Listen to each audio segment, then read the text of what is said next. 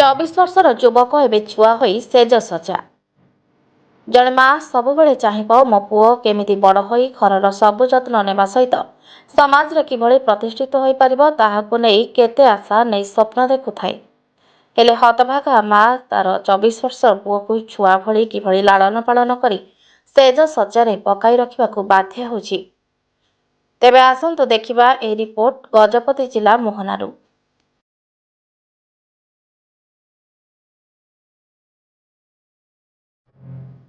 ନାଁ ହେଉଛି ବାସୁଦେବ ବେହେର ଦଳାଇ।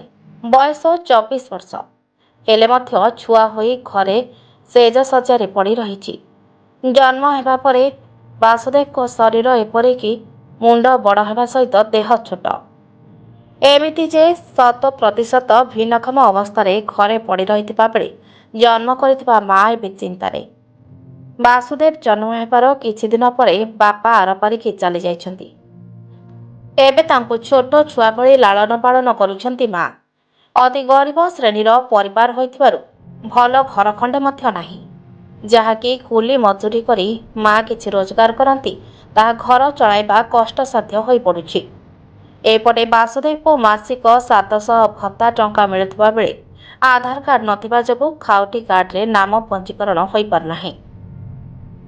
ଗୋଟିଏ ପଟେ ମା କୁଲି ମଜୁରୀ କରି ଯାହା କିଛି ରୋଜଗାର କରନ୍ତି ତାହା ବାସୁଦେବଙ୍କୁ ଠିକ୍ସେ ଚିକିତ୍ସା କରିପାରୁନଥିବାରୁ ଘରେ ରଖି ତାର ଯତ୍ନ ନିଅନ୍ତି। ଅନ୍ୟପଟେ ବାସୁଦେବ ସେଜସଜ୍ଜା ଅବସ୍ଥାରେ ହିଁ ପଡ଼ି ରହି ନିଜ ନିଜର ଛୋଟ ହାତରେ ଖାଇବା ସହ କିପରି ଜୀବନ କାଟୁଛନ୍ତି ତାହା ଦେଖିଲେ ଆମକୁ ବିଚଳିତ ନିଶ୍ଚୟ କରିବ।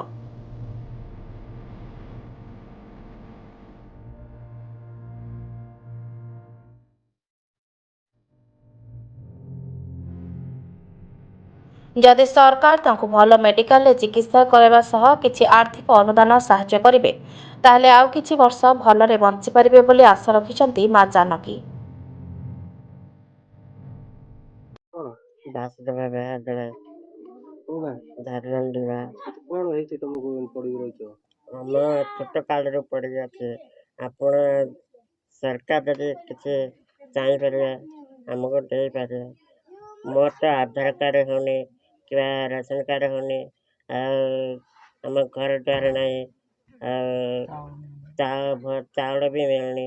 ଆମର ଯଦି ସରକାର ଯଦି ଚାହିଁବେ ଆମକୁ ଟିକେ ଘର ଦେଇପାରିବେ, ସେ ଚାଉଳ ଦେଇପାରିବେ, ଆଧାର କାର୍ଡ଼ ଟିକେ କରିବେ, ଆଉ ମେଡ଼ିକାଲ ନେଇକି ବି ମୋତେ ଠିକ୍ କରିପାରିବେ। ଗଜପତି ଜିଲ୍ଲାରୁ ଜିତେନ୍ଦ୍ର କୁମାର ବେହେରାଙ୍କ ରିପୋର୍ଟ, ପ୍ରତୀକ୍ଷା ନ୍ୟୁଜ୍।